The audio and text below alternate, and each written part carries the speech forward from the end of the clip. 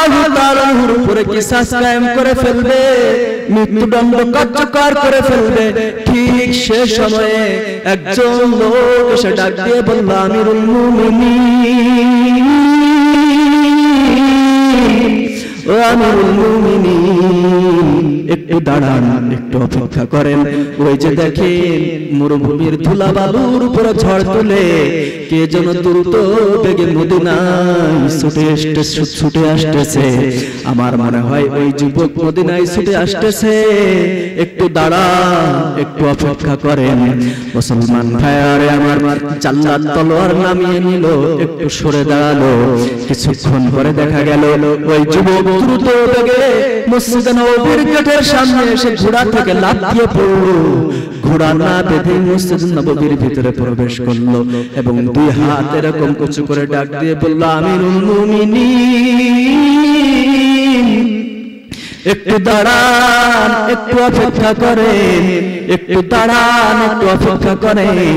আমার ঘোড়ার জিহ্বা ভেঙে গিয়েছিল, এই কারণে মদিনায় আসতে আমার একটু দেরি হয়ে গিয়েছে। আমার অনিচ্ছাকৃত যেই দেরি আমি করে ফেলেছি, সেই জন্য আপনার কাছে আমি ক্ষমা চাই, মাপ চাই।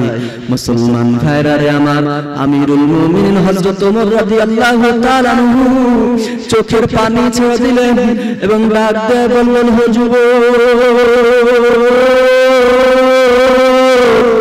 তোমার মৃত্যুদণ্ড কার্যকর করা হবে, এটা 100% নিশ্চিত জানার পর তুমি কেন পাহারাদার ছাড়া, পুলিশ ছাড়া 350 কিলোমিটার দূর থেকে মসজিদে নববীতে মদিনায় কেন ছুটে এসেছো? যুবক ডাক দিয়ে বলল, আমি একজন জাহান্নামের আসামি, আমি একজন পাপী, আমি একজন জাহান্নামের আসামি, আমি একজন হত্যাকারী। আমি আমার পাপের বোঝা নিয়ে বেঁচে থাকতে চাই না। আমি আমার নিজেকে পবিত্র করতে চাই। নিজেকে পবিত্র করার জন্য 350 কিলোমিটার দূর থেকে এই মদিনায় ছুটে এসেছি। মুসলমান ভাইরা আমার, আমিরুল মুমিনিন হযরত ওমর রাদিয়াল্লাহু তাআলা আনহু চোখের পানি ছেড়ে দিলেন এবং ডাক দিয়ে বললেন, হুজুর, তুমি তো এমনিতেই পবিত্র, তোমাকে আবার কি পবিত্র করব? তবে আজকে যদি আমার হাতে ক্ষমতা থাকতো, তাহলে তোমার মতো একজন ভালো মানুষের উপরে মৃত্যুদণ্ড কার্যকর করতাম না, আমি মৃত্যুদণ্ডের আদেশ তুলে নিতাম।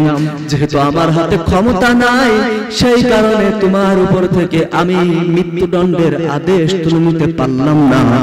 মুসলমান ভাইরা রে আমার, সমস্ত মদিনায় আবারও কান্নার রোল পড়ে গেল।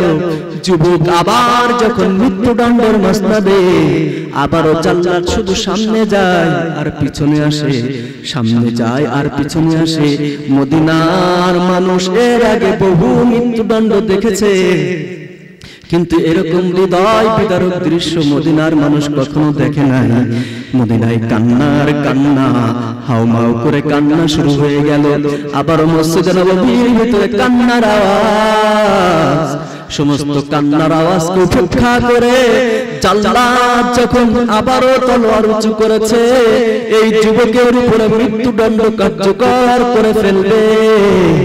ঠিক সেই সময়ে ওই দুই ভাই আগায় এলো, যাদের পিতাকে হত্যা করা হয়েছিল, যারা মামলা দায়ের করেছিল, সেই দুই ভাই এসে ডাক দিয়ে বলল, আমিরুল মুমিনিন,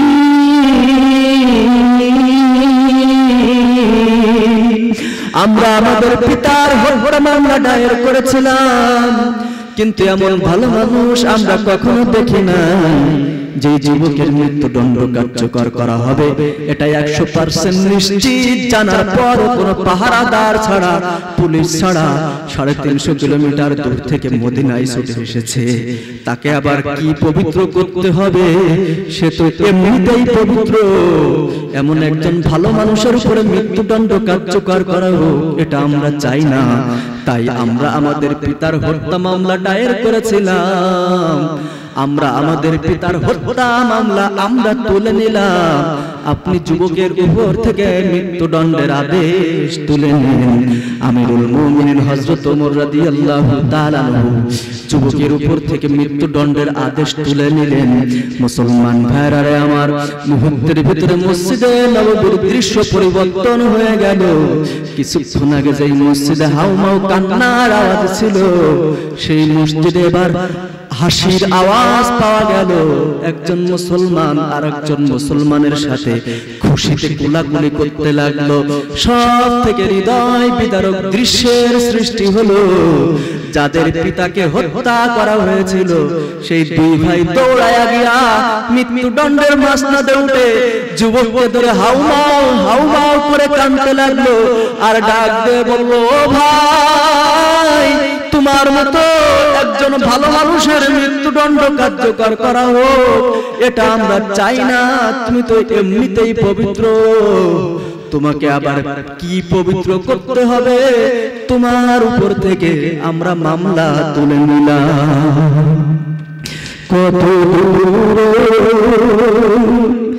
মদিনার পথ, ওহুদের মাটার কত দূর, তায়েফের গ্রাম আর কত দূর, কত দূর রাসূলের রওজা বলো, কোথা সে বেলালের আযানের সুর, কোথা সে বেলালের আযানের সুর, কত দূরে মদিনার পথ, ওহুদের মাটার কত দূর, তায়েফের গ্রাম আর কত দূর, কত দূর রাসূলের রওজা বলো, কোথা সে বেলালের আযানের সুর। মুসলমান ভাইয়েরা আমার, একটু চিন্তা করে দেখুন, যার মৃত্যুদণ্ড কার্যকর করা হবে এটা 100% নিশ্চিত জানার পরও 350 কিলোমিটার দূর থেকে যুবক মদিনায় ছুটে এসেছিল। কোনো পাহারাদার ছিল না, কোনো পুলিশ ছিল না। কিন্তু আজকের এই যুগে এমন মুসলমানকে খুঁজে পাওয়া সম্ভব। উদাহরণস্বরূপ আমি বলি, আমাদের বাংলাদেশে গত 28 ডিসেম্বর বাংলাদেশের একটা বিখ্যাত শিল্পী গোষ্ঠী আছে, কলরব শিল্পী গোষ্ঠী। এই কলরব শিল্পী গোষ্ঠীর একজন শিল্পী আহনাফ খালিদ জামালপুর থেকে, জামালপুর জেলার বাংলাদেশের জামালপুর থেকে প্রোগ্রাম শেষ করে রাজধানী ঢাকায় ফেরার পথে ঢাকায় সাইনবোর্ড নামে একটা এলাকা আছে, সেই এলাকায় এসে কলরব শিল্পী গোষ্ঠীর সমস্ত শিল্পীদের থেকে আলাদা হয়ে মাইক্রো থেকে নেমে বাড়িতে যাচ্ছিলেন। বাড়িতে যাওয়ার পথে তিনি একটা মোটরসাইকেল ঠিক করে ওই শেষ রাতের দিকে, ফজরের আজানের বা নামাজের কিছুক্ষণ আগে শেষ রাতের দিকে যখন মোটরসাইকেলে চড়ে বাড়িতে যাচ্ছিলেন, তখন ঢাকার যানজট শহর, ঢাকা জ্যামের শহর, সেই জ্যামের শহর সেই শেষ রাতের দিকে ফাঁকা ছিল। ফাঁকা পেয়ে ড্রাইভার একটু জোরে গাড়ি চালাচ্ছিল, একটু স্পিডে গাড়ি চালাচ্ছিল।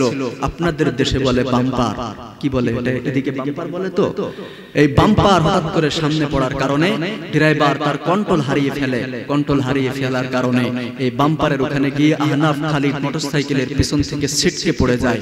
ছিটকে পড়ে গিয়ে তার মাথার হেলমেট ভেঙে তার মাথার খুলির ভিতরে ঢুকে যায়। মাথা থেকে প্রচন্ড রক্তক্ষরণ হতে লাগে, মুখের এখানে ঢুকে যায়, গলার ভিতরে হেলমেট ঢুকে যায়, গলা থেকে মুখ থেকে প্রচন্ড রক্তক্ষরণ হতে লাগে। মুসলমান ভাইরা আমার, এই অবস্থায় জনমানবহীন ঢাকার রাজপথে শেষ রাত্রে এই রক্তাক্ত অবস্থায় যখন তার মাথা থেকে প্রচন্ড রক্তক্ষরণ হচ্ছে, ঠিক সে সময়ে বাংলাদেশের সবাই তো মুসলমান। এই মোটরসাইকেল ড্রাইভার একজন মুসলমান। এই অবস্থায় এই আহনাফ খালিদকে জনমানবহীন এই রাজপথে ফেলে রেখে সেইখান থেকে পালিয়ে গেছে।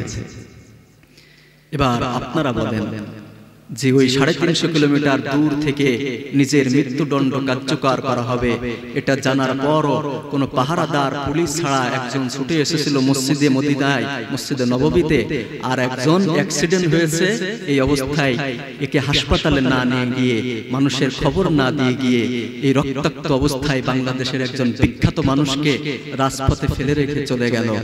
এই দুই মুসলমান তো এক মুসলমান। ওই দুইজন একরকম মুসলমান না? আপনারা কি আমার কথা বোঝেন না? আপনারা একটু কথা বলেন, এই দুই মুসলমান তো একরকম মুসলমান, তাই না? এই দুই মুসলমান একরকম।